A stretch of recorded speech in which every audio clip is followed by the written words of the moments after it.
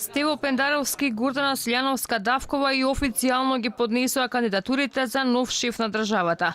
Тоа вчера го направи и заедничкиот кандидат на Алијанса за албанците и БЕСА професорот Блерим Река.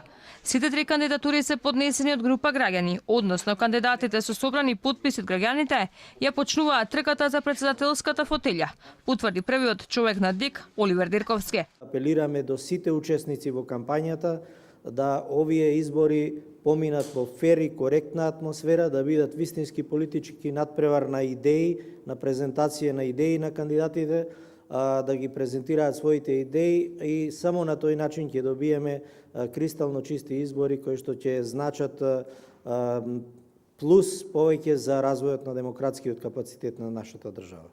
Опозицијската ВМРО ДПМН најави европска и фер изборна кампања. Велат професорката Силјановска-Давкова е идниот шеф на државата на сите граѓани. Кандидатот кој што ќе ја исправи неправдата, која ја направи актуелната власт.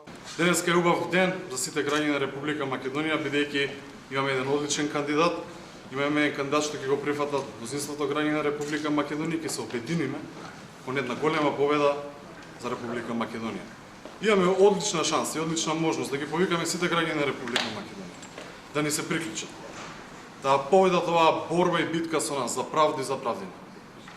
Имаме можност да допреме до сите граѓани, да ги посетиме, да почнеме да одиме на терен од врата на врата, да ги посетиме сите семејства.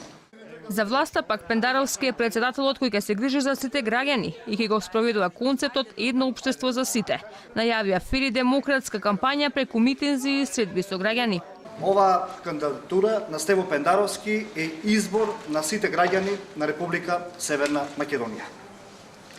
Стево е избор за председател на сите граѓани за сигурна, стабилна, безбедна и напредна Република Северна Македонија. На граѓаните на нашата држава потребен им е председател, првенствено кој што обединува, кој што работи честно и професионално и кој што ги штити интересите на граѓаните и државата.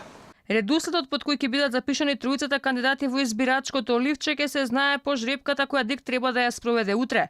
Традиционално стартна позиција за ВМРО ДПМН на председателските избори останува Охрид на 1 април. СДСМ пак карванот најверојатно ќе го стартува од Прилеп. А како што беше договорено и на последната средба Мицкоски Заев во насока на фер и демократски изборен процес, интензивно се водат и средби меѓу избирачките штабови во однос на распоредот на митинзи.